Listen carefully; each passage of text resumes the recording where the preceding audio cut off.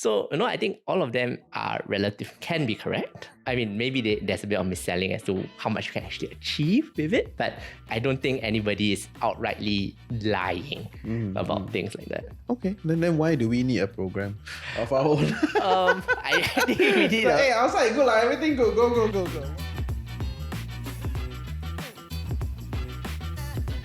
Welcome to finally coming on my set. Right? Yes. After so long. I've recorded outside. But not with you lah. Not with where? With Willie on the Bond okay. start. No, but you never come on my show. That's you never invite me. Yeah. After what you're doing? How long have we done this? We have done market updates for like a year and a half. Oh my goodness. More than that. We were doing this like. And I've never invited you on my show. Yeah. I've been waiting. When will Reggie text me? God, you talk call. So busy. I don't have to take up more of your time. Rubbish. But for all the people that are tuning in that they don't know you yet for some reason, right? If you don't tune in every week for market updates on our investor feed or on our main feed, then you don't know Anthony. So yeah, I mean, and that's fair, I mean, not everybody needs to be interested in investing. I mean, personal finance is a lot more than that, right? I place a focus on investing because that's where I am at the stage of my life, in a sense. But not everybody needs that all the time, and not everybody's interested in that all the time. You can DCA and chill and relax. So yeah, it's not surprising that they don't know. I would say DCA and chill. DCA and chill. Netflix and chill. And for everybody that don't know you yet, right? Can you just kind of give us a little bit on like your backstory? How do you end up here? Who are you? What do you do? Yeah. Blah, blah, all that shenanigans. Okay, so for myself, I'm retail, right? So my work kind of relates to finance, but it's a lot more on the back end. It's a lot more credit, bank debt related than actually equities. So which is why I can say a lot of things that I say because I'm not. You're really not governed by conflicted the yes. I mean, a few things I cannot say. Like, I cannot talk about Alibaba, which is why it wasn't on last week's market or a few weeks ago market updates because MNPI, right? Okay, cannot say. But I think that's where I come from, and I think where what's a bit weird in a sense about me, and maybe this is more childhood trauma than anything else, is that from quite a young age, I have wanted to have money. And the purpose of money to me was not that, I want to be rich, I want to stay in a big house, whatever. It's in case shit goes wrong, I will survive. Right? It's that kind of, I just need to survive. I need to do well. I want to have a comfortable life. And a very baseline requirement for that is you have enough money. So, I mean, FIRE is great, but what I really wanted was the financial independence bit, right? To be able to say, if I really don't like my job, I can quit. Right? Or if I really get retrenched and all that, I'm not forced to do something I don't want to, and I can choose other paths. Yeah. And do you think that you are at a position that you have that kind of power at this point, that kind of control? If I cut down my lifestyle, yes. I don't buy my expensive watches. Yes. No more enough. I mean, how many hands do you have, right? You can't even one time, what? So many people could blame you for that. But I know what you're saying. Yeah, but I think I'm kind of on the way there. If I really, really wanted to, and I mean, all decisions require sacrifices, right? So if I were willing to sacrifice a bit of comfort in my lifestyle, if I was willing to sacrifice a bit of like opportunities that I could give my kids, then maybe sure I could actually retire now. But I'm not lah. So yeah, because I want more, right? And you strive for more and you strive to achieve more. So. Okay, cool, fair. I hear you, and I think that is quite a privileged position to be in, right? Right? On some level, But then you actually have a super intense like full-time job, right? And that's why I never get you on the show. So it's like Anthony's time very expensive. I know, right? My clients still say the same thing. Yes. Why are you charging so much for that? Yeah. Anthony's time is very expensive. Like in the field of work, right? It's so hard. That's why I don't dare get you on the show. But since we're here, right, then we better talk about it, right? So like, how do you go about then building your portfolio or learning about it? Like there is a learning curve. There is like very intense full-time work, and then can you kind of let us understand a little bit like how was that journey like for you? Yeah, so I think there's two things, right? One is that you don't need to be perfect.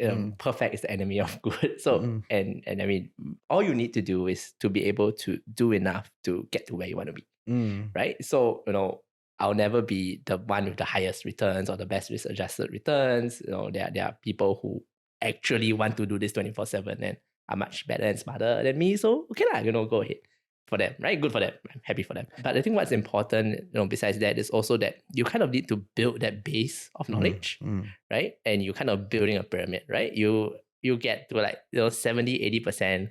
It looks kind of like a triangle already, but then to finish that last 10, 20% just takes up all the effort, right? So you build that base of knowledge, and then once people start talking to you about it, right, that's when you slowly accumulate the last 10, 20%. But then that is more a matter of time and a matter of, just repeated exposure, right? And building up the habits of that. So actually, I spend a lot of time reading the news, thinking about business models and all that. But I don't actually do a lot of research in a sense. I mean, if I have time, I'll do it. But, a lot of it is, okay, I know my companies, the companies that I own, the equities that I own. I like them, I like my strategy, I like my asset allocation. I don't need to change it every day, right? And if you change it every day, I think that's a problem. Yeah. So a lot of it has just become like, okay, you have set the general direction, right? You are going ahead. You're not going to steer left and right or make a U-turn too much, right? Then after that, it's just a matter of, okay, we're continuing on this path.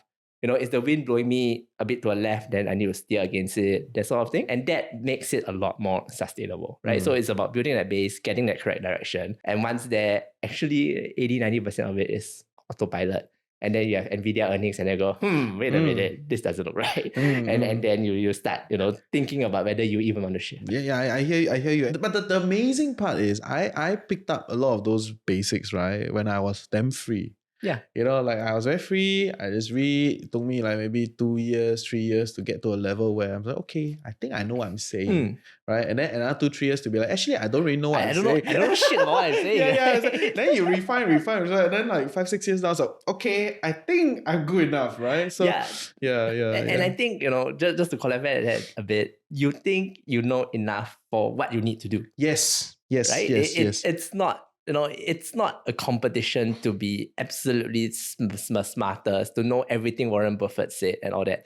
It's a matter of being able to take the lessons that, whatever they're trying to do and apply it to your goals, right? In the end, this is not a race to see whether I have more money than you, but it's a race to see whether I have enough money to live the life that I want. Yes. Right? Yes, so if that's the case, it's not a competition to accumulate knowledge, right? And I mean, I think we all did the same thing. We all did you read The Intelligent Investor. Yeah. I think a lot of times you build that base through, I think even for people our age, especially a lot of reading.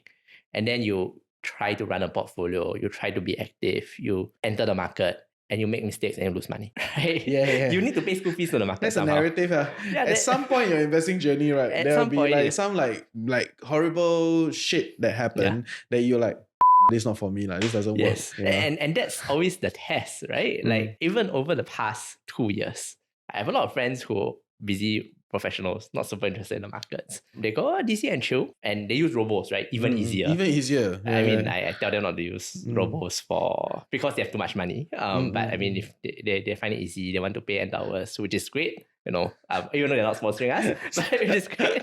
So be it. But I think even then they have a test, right? Because when the markets really drop 15-20%, then you go, hey, wait a minute, like, is it supposed to do that? Have I taken on too much risk and all that? And that's a test, because when you go for these robos, they ask you to set your risk allocation or risk percentage for how much risk you are happy to take on, and it's not quantifiable to you, right? What's the difference between 20 and 25% risk? Like, you don't know. So I think school fees to the market will always be there, no matter how you invest, whether it's DCAs and all that. Then it's just a matter of getting to minimize that, right? Whether it's by learning from other people's experiences and all that. Yeah. And especially when the number is so abstract, right? 20%, 15%, 25%. Yeah, I mean, what does it actually mean? What does it actually mean, right? Even if I tell you have 100,000, you lose $20,000 instead of $25,000. What does it mean? Yeah. Right? You never know how you react until you are actually in that situation. Yeah. Once you need experience. Then it's like, oh shit. Then your brain will rush into this whole like, what could I have done with that money? Yeah. or you take my approach, which is, since I lose so much already, I might as well spend more now. then I go for like $1,000 bill. So I think it's different coping mechanisms. Right? Different coping mechanisms. I know what you're saying. I was like, yeah, lose money, share shit. That's why that was the joke is analysts will pop a champagne, whether or not it's a good market. Right? Yeah. It's like, market good, yay, pop a champagne. The market's like, work hard lah, pop a champagne. Champagne is here anyway, right? Yeah, so it's. I think at the end of the day, it's all about getting that experience, getting to know yourself actually, to know how you will react in that situation. Yeah, 2022 was a tough year. Right? First few months in the markets were absolutely terrible. If you were allocated in like high beta tech, you got destroyed, and your value just go down like 60%. Every single day, right? It's like, should I sell? Should I cut loss? Should I not sell? Do I believe in the fundamentals? All of that, right? How do you actually react? Do you have a framework to guide your reaction, right? To see whether this is fair, this is not fair, whether your original thesis is correct. I think that is where you learn the lesson, lah. Yeah. And to be clear for our audience, right? This is a very retail perspective, right? Yeah. Like how we are thinking about it, how we are managing our money, and how we are actually strategizing it is from a very retail perspective, where it is our own money, or maybe our loved ones' money, and we're managing it in a very human type of way, like it's very direct impact one, like you feel it, as compared to how some of the analysts do it, right? Because it's a profession to them, so they do it in a very different way, right? It's at least that's the feeling that I get from talking to them. And I think that the reality is that in a fund, they will have a portfolio manager whose job every day is really just look at like value at risk, right? Yeah. And they have somebody from the top down who's not necessarily the person who makes the investment decisions, guiding that proportion, in a sense. So the individual level, you do it all yourself, right? Yeah. You decide your risk levels yourself, you decide your investments yourself, so you don't have that bifurcate unless you're like schizophrenic or something, and then it just nicely into these two roles. You don't actually have that ability to kind of separate yourself and your thinking, right? It always bleeds into each other and colors into each other, and that is life, and that is the limitation and the acceptance that you just work around. Yeah.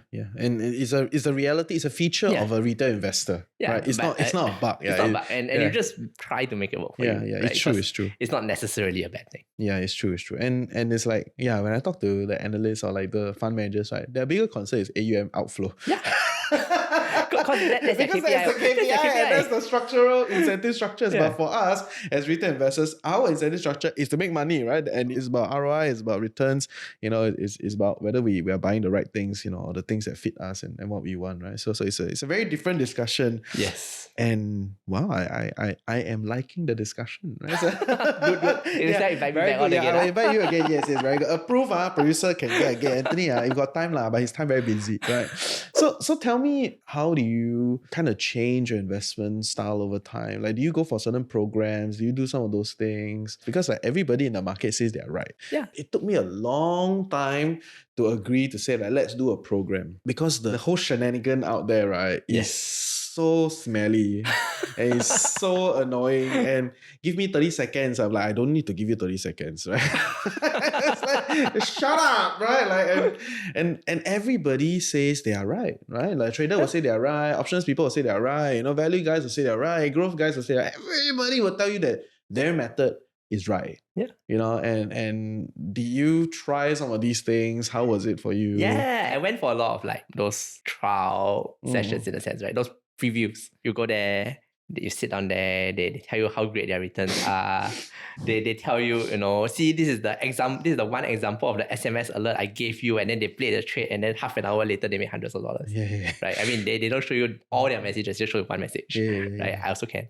Yeah. But it's everybody talks about their wins, right? Of course. I also want to talk about my wins. I like my wins. I don't really like my losses. So I mean, I went for all those, then they'll go, raise your hand, you want to make money, or something. I mean, no, I understand, right? It's neuro-linguistic programming. They're trying to get buy-in, but put a sticker here, all those kind of things, right? From a personal perspective, to me, then you are trying to sell right? I mean, look, we all know why you're here. You're here to make money. That's fine. Yeah. But don't make your salesmanship that blatant, right? And I think that is the part that turned me off. Despite that, I still signed up for a few like courses. Partially, I think my fault that I didn't take that much away from them because I just signed up at the wrong level. So I take like a 5-day course. You go in, come out. It's like, oh, okay, cool. I learned some things. I refresh my memory on some things, and maybe that's worth the $1,000, $2,000 that you pay.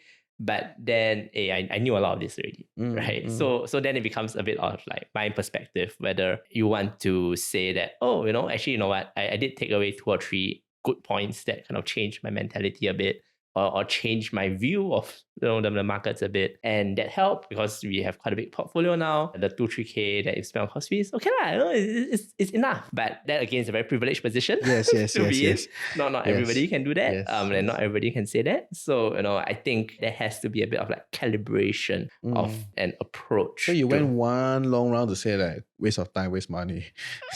Not 100% waste money, not 100% waste time, right? Look, some of them, the cost providers are very, very smart. Right, and some of them obviously have spent a lot of time thinking about this, doing this, and all that. Even if the original question was, are they correct, right, or are they right? I think all of them are right. If you choose the correct statistics, you will show the correct things, and therefore they will be correct, right? But that was not what. That's not yeah, what. I know. Okay. But to be a more realistic span of things, I would say there's no one objective truth, right? Everything can be correct, and it depends on your time frame. So the value guys, they will say that they are right along a 20-50 year timing. And then, I mean, you can wait 20-50 years, not different story, right? You can follow that plan for 20-50 years, again, different story, because it's all mean reversion. And that's their timeline, and they have back tests to prove that they're right. The trading guys will say, oh yeah, no, actually, I just want short-term returns. I don't really care about absolute returns. I just need to make a certain amount of money a day, and then you do swing trades and all that. For certain trades, they'll be able to be right, and you will make some money from that lah. So I think all of them are relative, can be correct. I mean, maybe there's a bit of misselling as to how much you can actually achieve with it, but I don't think anybody is outrightly lying about things like that. Yeah.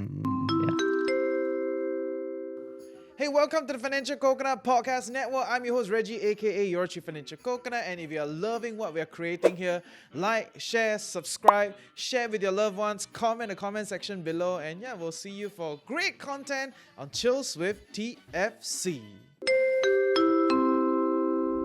Okay, and then why do we need a program of our own? I think we did. Hey, outside good, everything good, go. No, I think a few things, right? One is, at the end of the day, sure, we want to make money, right? Of course. We need to keep the lights on. We need to keep the lights on. And we feel like, then maybe there's a better way to go about doing some of these things, right? And you don't need to give me 30 seconds. You already gave me 30 hours of your life. Right? Every other week you come in, right? It's like 30 minutes. Or you really follow a feed, like every day on the MRT, you listen to a show. Every day on the MRT, you listen to something, right? That accumulates to what? Like what? Yeah. So I think why we should do a program is really, we can be honest, right? Like we have both gone through a lot.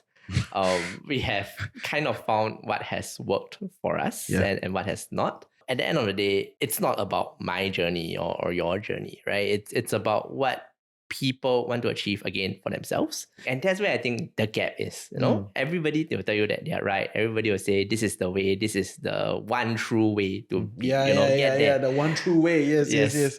But, I think we are maybe a bit more cynical. We come from people like, there's many different ways, right? All roads lead to Rome, that kind of shit, all roads lead to Rome. Maybe some take longer, some take shorter, depending on what you want. And I think that's where we are a bit more uniquely positioned to do that.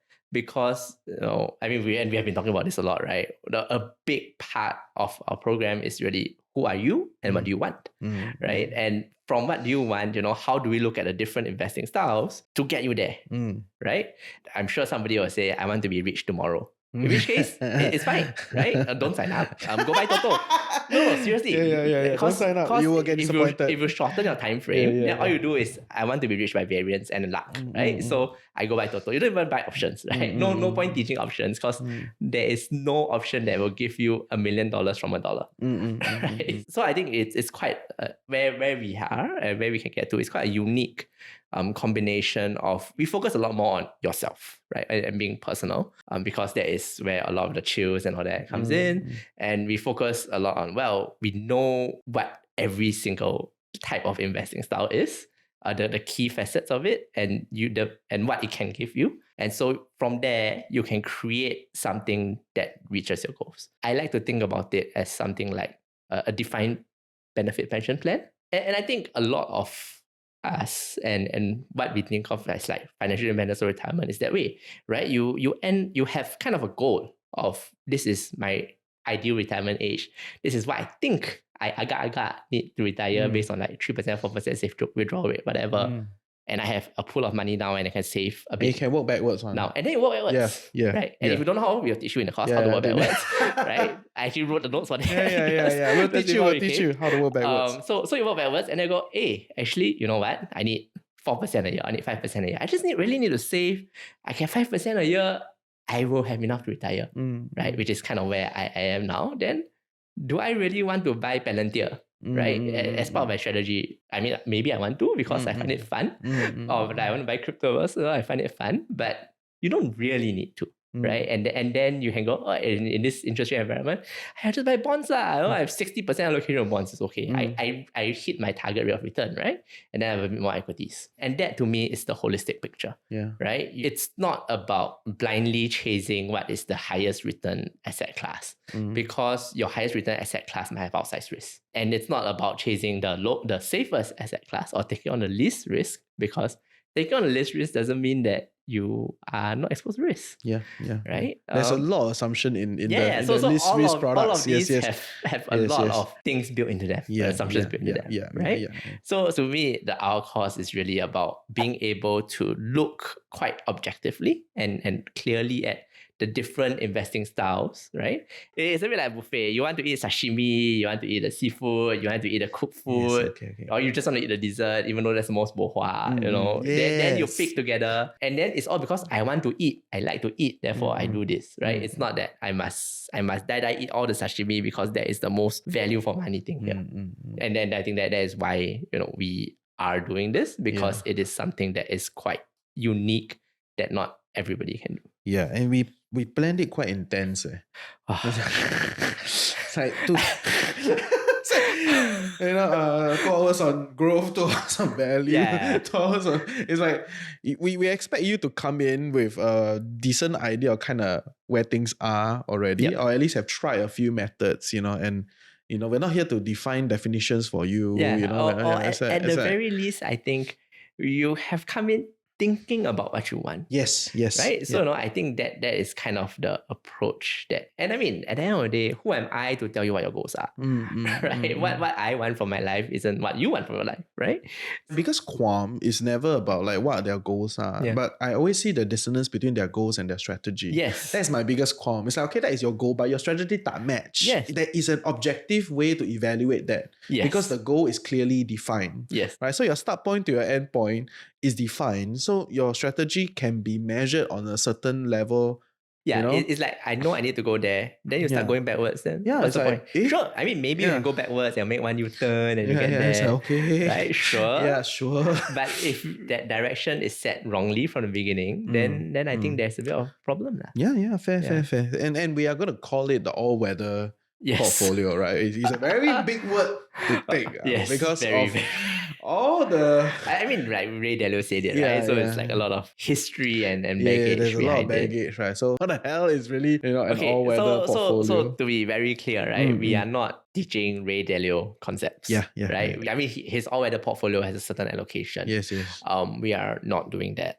Where we kind of use this as a signifier, I think, is two aspects, right? One is really very markets focused. It's the macro environment, whether it's a zero interest rate, environment like 2013, I guess, to 2021, or it's, a very inflationary and rising rates environment, like we are kind of in the middle, maybe towards the end of now, or otherwise, right? In different sorts of market situations, there are different ways to set up your portfolio to, well, not necessarily profit, but to get closer to your goals, right? Or to get to that rate of return that you desire. So in a sense, that's why it's all weather, right? Whatever the market condition, you can kind of tune or tweak or like move your portfolio in one way to get to where you want to be, right? So the wind coming from the right, you steer against it, that sort of thing. And it works. And I think this is actually an advantage that retail has over a lot of funds, because you can do whatever the hell you want. You're not governed by the mandate. Yeah, you don't have a mandate that tells you I can only do this or Unless that. your parents gave you a mandate. Right? But I mean, they gave you that $10 million startup capital, right? It's like, right, okay, but your parents' mandate won't be as harsh as the institutional won't mandate. be like you can only buy equities. Yes. Right? It will be, I need to make a certain rate of return for them, right? Some stuff like that. So, I think that is one way that we think of it as all weather. And the second is really kind of like a seasons of life thing. Like everybody at different ages will need to do different things. Like 7-8 years ago, when I was a lot younger, I was really focused on capital accumulation. Yeah. Right? I really, really needed to grow my pot of money. And that meant taking on more equity risk. Yes. That meant maybe being a bit too cavalier in changing jobs and going for that 20-30% pay rise. So that was that phase of life, right? Where I was super interested in accumulating I totally money. understand. And then after that, got kids, get a decent pool of money. Then you realize, hey, actually, I don't need 20% returns a year anymore, right? But I do need 7-8%. So your strategy shifts again, right? Your asset allocation mix shifts to get to the goal that you need for that stage of your life. And then I'm sure, when I actually reach my target and I just need to kind of return 4%, 5% or 3% to match my withdrawal rate, because I don't need to leave money for my kids, then again, it shifts into more conservative, right? So people should, when they are young, start with the risky portions. So if you are like 20-year-old in NUS or doing uni, you shouldn't be buying DBS. Right? Maybe you buy crypto. Maybe you buy like Teladoc or Shopify, because you want to take that risk and hopefully get that outsized return, right? And that builds your pot of gold up, right? Then as your pot of gold becomes bigger, you start shifting to, I need to defend it a bit more. Yeah. Right? Yeah. And that's where, all weather kind of comes in this sense. It's whatever your stage or season of life, you will be able to take away something to suit what you need to do. And sometimes the market gives you certain things also, right? So it's the macro and the personal. Yeah, macro and the personal. I think that's the idea. Yeah, why I approve the name also. Because it's a big name to go with. But I totally understand what you're saying, because for a long time, then I was on the deep end on trying to find growth, right? You don't just look at the fundamentals. You gotta ask yourself, like, are we going to dig into the corners or like the small cap?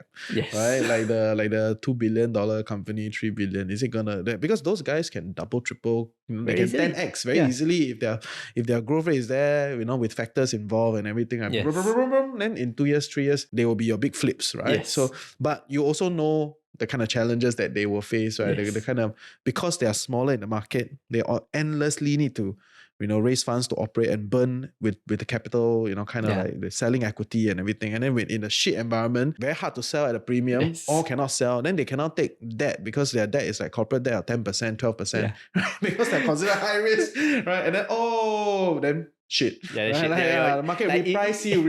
Even if the company does well, your equity price goes to shit. Yeah, it goes to shit because the market reprice you, right? Yes, your multiples are repriced. And that is kind of where I started. Of course, you start with the familiar names, right? Disney, Visa, and then you slowly dig down, because you'll be like, okay, this is what I need, and Disney is Visa is not going to give me that. Yeah. Right? And then you dig, and you find. So you just move along the risk curve, right? To get to where the returns that you want to get to. Yes. And you build that confidence over time, right? Eventually you get somewhere. And then as things start to get very busy, like TFC grows, I got no time for these things, right?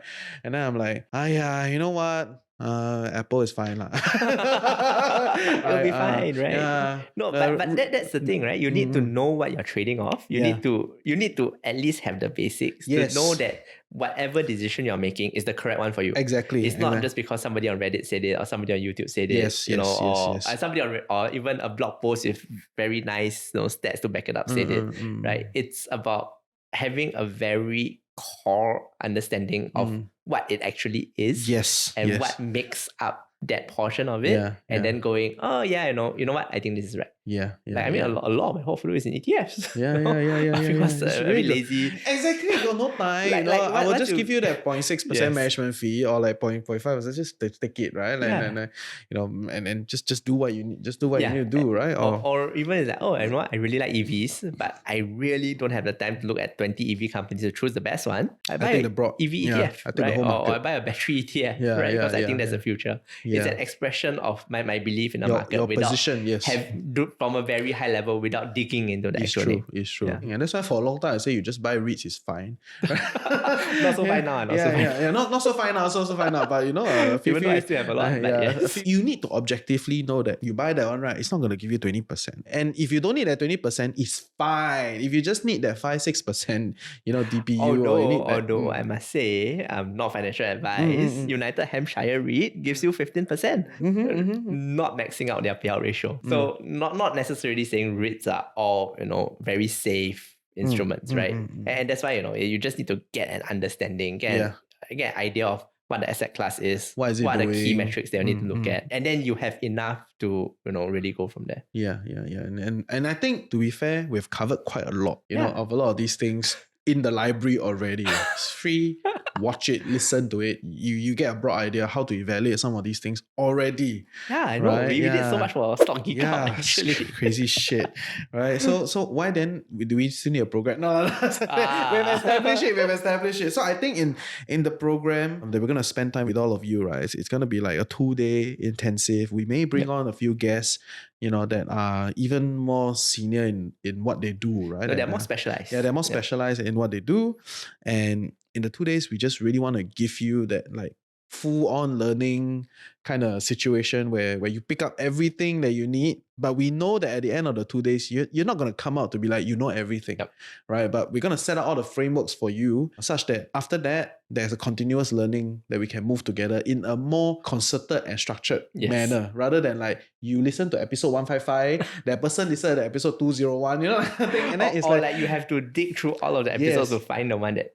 So I think that there's two parts, right? One is curated in a sense. So it's the essence of what we think are the key things that you need to know to get most of the way there. Yeah. Right. Of course, there are a lot of people who are smarter than us, better than us, more dedicated than us in certain aspects. And you may see some of them. And you may see some of them. You may see some of them. We confirm, you may see some of them. or like, they have more experiences at funds at actually managing money, that sort of things. And that's fine. We learn from them as well, right? But and that's why this is kind of like, it's not 101, it's like 101 plus 201. It doesn't get you all the way there, but you have enough to know that if somebody is coming up and trying to bullshit you, like something should go off in your head and go, wait a minute, that's not really right. Yeah. I mean, ideally, you come out of it with a sense that, you know what, I'm confident enough to be able to judge what is important and what is not. And hopefully also with an idea of, if I really, really want to do this at a deeper level, where I should go and what I should do to get there. Ideally, to me, that is where people come out with. Like you shouldn't come out of this going, I know everything. I'm going to be a fund manager now. I changed career. Change career. Suddenly I send you resume, everything is like, bro, relax. Or like, I quit my job and manage my portfolio full time, right? No, I think you never know enough, right? So you always need to be continuously learning. You need to be able to build out that base. But where I think we want to get to is we give you a very intense and very accelerated course to get the key principle. It's very intense. I don't know how I'm going to teach it. You better provide me more code and more code. Yeah. I'll give you more code. It's very intense. We're going to cover every major thing, right? Like growth, value, macro, portfolio construction, dividends, like income investing, right? Essentially, yeah. I think we're not really covering trading. We are not covering crypto. Yeah, we're not. I mean, if you want to talk about crypto, more than happy to. Yeah. Although that's another 3 hours. We can do crypto intensive next time, but not now. Yeah. So I think we covered. I mean, it's still very equities focused. To be honest, we don't really cover like bonds, alternatives like private credit and all that. We're not really going to do that, because to me the easiest, most accessible instrument are equities. And within that universe of equities, there are different types, right? That can give you the same characteristics. So if somebody wants to say, hey, you know what, why don't you cover bonds? They are not really correlated to the market. That provides diversification benefit, yada, yada. Sure, but are there no equities or even no ETFs that do that same approach, right? Because especially now you can get a short ETF. So is that still the best expression of the view that I want diversification with negative correlation, right? Because I like literally, if you are worried, and this is very, very weird, you can be long S&P and then short S&P 0.5, and then that gives you the diversification benefit because your correlation is reduced. Yes, right? I know what you're saying. So within equities, you can get many different expressions of the idea that you want already. So Fixed income people are gonna hate us, right? Just I know one. We also don't really cover options. yeah. But you really treat this program as a consolidation of all that we have covered, in a scattered fashion and more, to come to a certain level of actually having a framework to analyze and look at things. If this kicks off and it works, down the road, we can go into smaller, more focused aspects. Maybe we I should do don't know. options trading. Well, we'll see. And then we talk about Greeks and all that. Yeah. Down the road, we talk about it. But I think we really hope that this is a program that will get you to the. I think it will get the wheels in motion. It will. And if you want to stop here because you're not that interested, obviously you just have other things to do with your life, it should still be able to get you to where you need to go, right? So it might not be the fastest boat there, but the general direction will be correct and you'll be able to move ahead from there. Nice. Okay, cool. I like my sea analogies today. I don't know. Yeah, you love this, yeah. Very, very voyage. Right? You should change the program voyage or something. Yeah, and in closing, any last things you want to add? You see, we don't need to do a course opener because we got a whole platform that we can just do a course opener here, right? And then we make everybody listen to it. Yeah. I will run ads to let everybody know that, hey, listen to 125 of Chills. Yeah. Not really, actually. I mean, I think that's the idea. I think that's the idea, idea. And I think, to be honest, I would also like people who are interested in improving themselves. Because, if you are coming in and you're hoping for like a book of spreadsheets and all that will spit out a financial model for you to value a company, this is not the course. I start excluding my audience also. Yeah. Important. Right? We manage expectations. We are very open and honest about what we are. We try. And what we are not. Maybe we have some biases that we haven't checked. No. We obviously have biases. I obviously think I'm very smart and I'm always correct. So that's a big bias. But I mean, at the end of the day, you have goals. Everybody has goals. Everybody has things that they want to achieve, money or otherwise. Then it's just a matter of getting there. And I mean, sure, it's the journey, not the destination, whatever. I still want to reach my destination. It's true. Yeah, I don't want to just enjoy my life and then at 70 years old go, oh shit, I got no money. I can't do all the things that I still want to do, right? I'm actually really confident that we can get attendees where they need to go. Nice. And we hope to see you at the program. Yes. Right? First week of July, right? First week of July, which is my birthday actually. Oh. Yeah, 1st of July is my birthday. Okay. So I'm organizing a program on my birthday. I buy you cake. Okay, thank you. Yes. So if you come for a program, you get to see the studio, right? Yes. We will be doing now it's all the perks, all the additional, right? So okay, we already established what we want to do in the program, but if you come for the program, you get to see the studio, you get to celebrate birthday with me. You might get some birthday cake. You may get some birthday cake, we may throw in some extra stuff, and we'll do, and there'll be like online additional stuff that we're providing, how to like evaluate your goals and some of those things. At least the methods that work for us, right? And we hope to see you there, and bring you to the next phase of your investment journey. Yes, definitely. Yeah. This is the start. Thank you. Thank you. First thing is, what is your best and worst investment you've ever made? My worst investment, and this is something that I did 2 years ago, because market very hot, right? So people say, never mind, just buy, just put some money in, evaluate, then you can take money out. Then I kept doing that. Then I just kind of like ran out of time to evaluate shit. So I think I have like a 95% loss on this company called Autonomo. And it's not even their stock, it's their options. Right? It's Autonomo mobility. They do connected data for cars. Right? So you can imagine 2 years ago how hot that was. But it's like a 95% loss. Best investment might actually have been my career. Just to, study hard. Not so much study hard, but do what I needed to do to get a good job after graduation, and then let things snowball from there. Yeah. So, but if you're talking about specific to specific, investments. Nvidia has been great this year. Yeah. That's true. And if you listen to market updates, I was telling you to buy at 150. You know, so yeah, I think not financial advice. Not financial advice. Don't do everything I tell you to do on market updates. Right? Very important. Annoying say. Because some of it is really just us being sarcastic. Yeah. I think Nvidia has been great for me. One place you learn that you think is underrated, it can be a specific book, a particular website, a YouTube channel, a particular podcast, anywhere, right? TFC. Enough! Don't shield it anymore. Okay. Yes. I think The Psychology of Money was a good book. Yes. Yes. It's mainstream now. Yeah, and you don't even need to read the whole thing, right? Just read the headlines.